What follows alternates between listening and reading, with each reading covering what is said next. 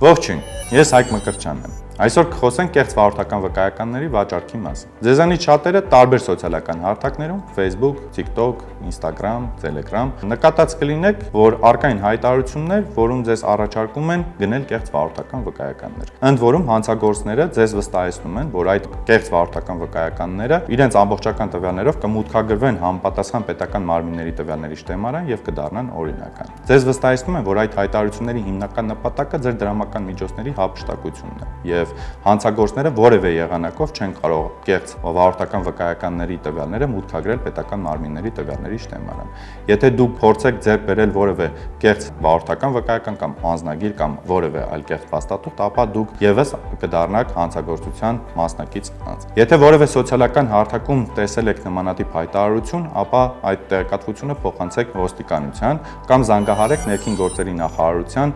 կիբերհանցագործությունների վարչությունում գործող թեժ գծի հեռախոսահամարին։ Ձեզ հետ Հայկ Մկրտչյանն է, կհանդիպենք։